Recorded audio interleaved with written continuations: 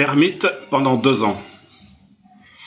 Je me suis retiré du monde au dernier étage de mon appartement à Cagnes-sur-Mer, en face de l'hippodrome. J'ai fait des courses alimentaires pour tenir longtemps sans devoir sortir. Je prenais qu'un demi-repas par jour. Le reste du temps, méditation à la recherche de cette énergie qui me manquait.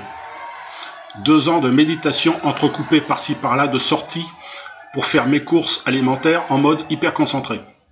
La position de méditation est couchée, mais le dos très relevé avec plusieurs oreillers pour être le plus confortable possible et ainsi pouvoir quitter mon corps sans que je m'en soucie. J'ai pu alors faire des voyages hors du corps. Je suis même allé en dehors de l'univers pour voir ce qu'il y avait derrière. Enfin bref, je ne vais pas détailler mes voyages hors du corps, ça n'a pas d'importance. Ce qui compte, c'est le résultat. Résultat, au bout de 2 ans, rien du tout. Bon, en fait, l'énergie n'arrivait pas à monter plus haut que la taille. Et impossible de trouver. Bon, on a tout à l'intérieur de soi. Ok, ça je commence à le savoir. Mais là, je trouve pas, je fais quoi? Je vais voir un ami de passage à qui je parle de ma recherche et il me dit « Tu es dans l'erreur ». Et là, je lui réponds « Quoi ? Vas-y, explique, tu m'intéresses ».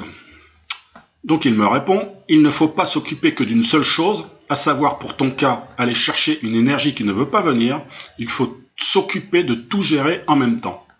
Donc, mes énergies supérieures, mes énergies inférieures, mon extériorité, ma relation avec les autres, mon environnement, mes voisins, avoir conscience de tout ça en même temps et je dois tout gérer en même temps. Car si je gère une seule partie, je serai énergétiquement incomplet.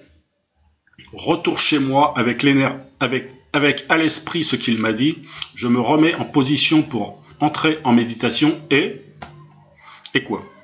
Et boum, cette deuxième intensité d'énergie est passée d'un seul coup. Avec à la suite immédiatement, reboum, une troisième intensité d'énergie encore plus intense est passée. Ça a provoqué aussitôt l'ouverture de mes chakras des mains. 2 jours après, ce sont les chakras des pieds qui se sont ouverts.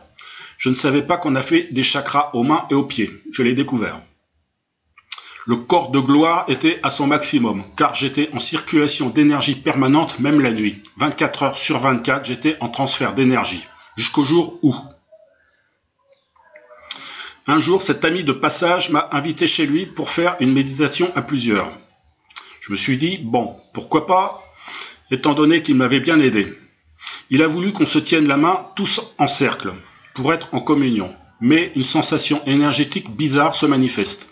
L'énergie ne circulait pas bien. Sur la droite, ça circulait, mais sur la gauche, rien du tout. Sensation bizarre. Sensation qui est restée longtemps bizarre après. Retour chez moi pour m'allonger et méditer. Boum. Non, pas boum, l'inverse. Je n'avais plus rien. Plus de sensation de chakra, plus de sensation d'énergie circulante, plus rien. J'étais mort énergétiquement. Je me suis senti comme mort. Ça marque l'esprit. Tout ce travail pour rien, toutes ces années en ayant accumulé autant d'énergie et en l'espace d'une dizaine de minutes, plus rien. Les boules. Et plus que les boules. Je t'explique après.